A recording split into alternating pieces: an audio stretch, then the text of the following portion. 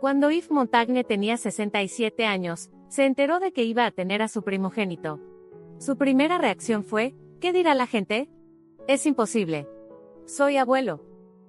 En su único matrimonio con Simone Signoret, fallecida en 1985, no hubo hijos en común. Montaigne adoptó a su hija Catherine y la crió desde los 5 años. Cuando Catherine tuvo un hijo, Montaigne consideró al niño su nieto. Las primeras semanas tras la noticia de que su novia Carol Amiel estaba embarazada estuvieron llenas de dudas. No sabía si alegrarse o entristecerse. Aunque en 1987, poco antes del 27 cumpleaños de Carol, hizo una declaración oficial a la prensa, sí, tiene novia, porque la vida sigue. Dijo que eso no redibujaba nada ni borraba su pasado. Todo el mundo sabía ya que, tras la muerte de Simone Signoret, Montaigne vivía con una joven novia, su antigua secretaria. En Francia había entonces un programa llamado Micrófono Callejero. Los periodistas recorrían las calles y entrevistaban a transeúntes al azar, y un día eligieron como tema la inesperada paternidad de Montaigne. Para alegría de Carol, la mayoría de los entrevistados dijeron, lo tenía todo en la vida menos un hijo. Esa es la felicidad que ha sufrido. Cuando llegó el momento del parto, Amiel viajó sola a la maternidad de Niza para no molestar a Montaigne.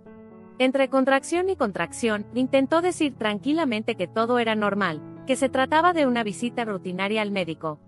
Pero el ansioso Montaigne ya había volado a Niza. El parto fue bien. El bebé nació grande y sano. Montaigne cogió suavemente al bebé en brazos, le miró a la cara y dijo, maravilloso bebé. Pasaron los días y los meses. El nuevo padre se entristece al darse cuenta de que su felicidad será efímera, y que no verá crecer a su hijo. Sin embargo, la llegada del bebé le dio tanta energía que estaba dispuesto a trabajar las 24 horas del día. Dedicaba todo su tiempo libre a su hijo, lo llevaba en brazos, lo besaba, jugaba con él, le daba de comer. En casa llamaban a Valentín nuestro ángel rizado. Todos los teléfonos del mundo sonaban en vano, todos los asuntos urgentes se olvidaban cuando Yves estaba cerca de Valentín. Cuando el bebé creció, Montaigne empezó a enseñarle dibujos animados y a leerle libros. Se aprendió de memoria canciones de películas infantiles y se las tarareaba a Valentine. Por desgracia, la felicidad de su padre solo duró 3 años. Yves Montaigne y Carol Amiel se conocieron en 1974. Él tenía entonces 53 años y ella 14. Los padres de Carol compraron una casa en el sur de Francia, en la popular localidad de Saint-Paul-de-Vence, donde a los famosos les gusta pasar las vacaciones. Todas las mañanas, Carol montaba en su bicicleta y se dirigía a la escuela. Un día, al volver del colegio, vio a un hombre alto y elegante que paseaba a su perro. Su cara le resultó familiar y Carol adivinó que se trataba de Yves Montaigne. Aunque estaba obsesionada con los Rolling Stones, sabía de la existencia del chansonnier y actor Yves Montaigne. Al acercarse a Montaigne, vio su radiante sonrisa y le saludó. Él saludó, hola, mademoiselle. La chica se sonrojó, se sintió terriblemente avergonzada y se alejó rápidamente en bicicleta. Carol volvió a casa preguntándose por qué había saludado a Montaigne. En Champagne, la ciudad de provincias donde creció, no era costumbre saludar a los desconocidos. Y su madre siempre le prohibía hablar con desconocidos por la calle. Entre rodaje y rodaje, Yves venía a menudo a Saint-Paul-de-Vence, y se encontraban accidentalmente con Carol en los parques, donde estaba con amigos, o en la calle. Incluso hacía una carrera especial a la biblioteca local para aprender más sobre Montaigne. Una vez su madre la llevó al cine a ver la película El Círculo Rojo, en la que actuaba Montaigne. Un día, Montaigne le preguntó dónde vivía. Ella le enseñó su casa. Monsieur, vivo aquí con mis padres. La inundó a preguntas, cómo le iban las cosas en el colegio, si había visto esa obra, si había leído ese libro. Carol intentaba estar al nivel de este conocido tan importante y especial, así que leía a Prévert, Aragón, Éluard, Apollinaire, poetas cuyos poemas cantaba Montaigne. Él podía preguntarle qué estaba leyendo ahora y Carol contestaba, Prévert. Él la miraba embelesado y con atención. Entonces se enteró de que Yves, en el fondo, se creía defectuoso, apenas iba a la escuela y se había perdido muchas cosas en su educación. A veces él mismo hablaba de su trabajo, sus reuniones, sus viajes y sus amigos. Con los escasos encuentros fortuitos y las conversaciones de barrio, los años pasaron, la niña creció. Tras terminar el instituto, Carol fue a la universidad y empezó a traducir. Ayudaba a su padre, que tenía un negocio en Italia. Con el tiempo, Montan vino a Saint-Paul-de-Vence cada vez con menos frecuencia. La mayor parte del tiempo vivía y trabajaba en París. Tras un paréntesis de 13 años, comienza sus conciertos triunfales en el Olympia. París se llenó de sus carteles, una silueta bailando en negro, un cilindro en una mano doblada. Tras su último concierto en el Olympia, empezó a preparar una gira de 3 meses. Resulta que Carol buscaba entonces trabajo, estaba cansada de estar bajo el ala de su padre y quería libertad.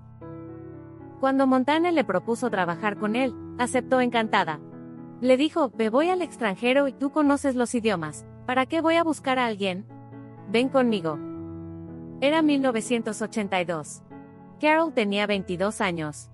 Sus funciones incluían ayudar a componer el programa del concierto, proteger a Montana de los periodistas, durante las 2 primeras canciones evaluar la calidad del sonido en la sala e informar sobre ello, y muchas otras cosas propias de una secretaria personal, aunque tomadas en un periodo de prueba. Durante este tiempo hicieron una gira por Francia, Bélgica y Suiza. Durante la gira, Carol se dio cuenta de que estaba enamorada de él. Pero él seguía casado con Simone Signoret. Simone vivía constantemente en su finca, pero cada vez que venía su marido, intentaba arreglarse, se maquillaba ligeramente. La muchacha se asustaba por la afluencia de sentimientos, pero se daba cuenta de que no podía resistirse a su encanto. Muchas veces se dijo a sí misma, no puedes hacer eso. Déjalo, detente, escóndete, desaparece. Se sentía irresistiblemente atraída por él. La situación se agravaba por el hecho de que él también había sucumbido a la confusión de sus sentimientos. Y llegó un momento en que ya no pudieron contenerse. Simone Signoret fue operada por primera vez de un tumor de páncreas. En el pasado, cuando Montan viajaba por el mundo, ella siempre estaba a su lado. Necesitaba a alguien que le protegiera y le permitiera trabajar. Pero las fuerzas de Simone se desvanecían día a día. Parecía agotada y se sentía enferma. Ya no podía servirle. Pero no importaba, él la había amado toda su vida, hasta el fin de los días. La gira terminó y también el trabajo de Carol. Regresó a París y se dedicó a otras cosas. Pero sus encuentros no cesaron. Para él, Carol estaba dispuesta a todo, se conformaba con el papel de mujer en la sombra. Simone no lo estaba en 1985. La noticia pilló a Montana en el plató. Terminó la escena cómica de la película Jean de Floret, y fue a despedirse de su mujer. Carol le dijo que esperaría el tiempo necesario hasta que él tomara una decisión. Pasaron 6 meses y se instalaron juntos. Eve hablaba a menudo a Carol de Simone y a veces la tuteaba sin querer.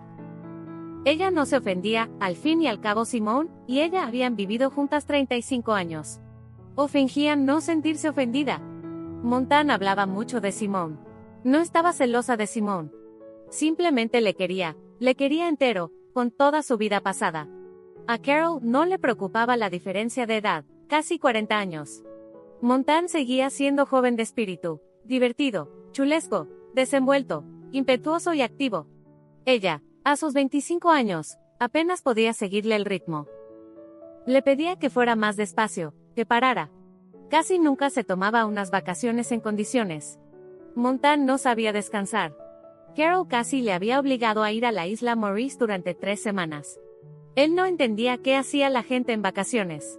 Así que ella empezó a llenarle los días de cosas importantes, golf antes de comer, luego nadar en la piscina, luego a la playa, luego cenar y pasear tranquilamente.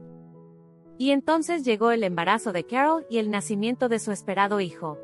Montan compró inmediatamente para ella y el niño un piso en París, en Saint-Germain-des-Prés. Entonces se produjo un escándalo salvaje. Cierta señora declaró que Montan era el padre de su hija Aurora Drossard. Dijo que lo que había tenido con Montan en el plató en 1974 había sido una aventura. Montan se indignó, no me acosté con esa mujer. De ninguna manera. Siempre recuerdo a todas las mujeres con las que me he acostado, pero no me acuerdo de ella. Todo empezó 6 meses después del nacimiento de Valentine y terminó solo 10 años después. Esta dama resultó ser una tal Angilberte Drossard, actriz fracasada que protagonizó películas bajo el seudónimo de Anne Fleurange. La emprendedora mujer decidió ganar dinero, y este se convirtió en el sentido de su vida. Empezó a exigir una parte legítima de la herencia de los Montana. Comenzó una pesadilla interminable, que minó la salud de un hombre ya no tan joven. En el set de rodaje, Yves Montand trabajó hasta el último día de su vida. La víspera entró varias veces en el agua helada para rodar con seguridad el episodio. Como consecuencia, el actor empezó a padecer neumonía y fue trasladado a la clínica. Al día siguiente, Montana no se convirtió. En el contexto de la inflamación, tuvo un ataque al corazón. Yves murió el 9 de noviembre de 1991, y no dos Niabshib en la última película de su vida. Tenía 70 años de edad. Le enterraron en el cementerio Père Lachaise junto a Simone. Los procedimientos judiciales iniciados por Androsart continuaron tras su muerte. Al crecer, Valentin tuvo que donar sangre para un examen forense. Se la extrajeron a los familiares directos que le quedaban. El examen forense demostró que Aurora Drossard tenía una posibilidad entre mil de ser pariente de los Montagne. Androsart se aferró a ese mísero tal vez. Pronto incluso su abogado personal dimitió. Pero persistió y decidió seguir adelante. Con los años se convirtió en parte de la vida de Anne, su medio de vida bajo el lema herencia a toda costa. En esta causa perdida a sabiendas, encontró su mejor papel como actriz fracasada. En 1997, Carol fue citada en el juzgado, y se le comunicó que habría una exhumación. Carol dijo que en ese momento sintió como si el suelo se fuera bajo sus pies. A pesar de las múltiples protestas de los amigos de la fallecida, y de la intervención del ministro de Sanidad, se tomó una decisión a favor de Androsart basándose en el parecido externo de Aurora con Montagne y en el testimonio de los testigos. 4 de los mejores expertos franceses llevaron a cabo una investigación independiente, y llegaron a la conclusión indiscutible de que la hija de la mujer no tenía nada que ver con el señor Montand. El caso, que tuvo una gran resonancia, se cerró. Puede ver el aspecto de Aurora Drossard en la foto de abajo.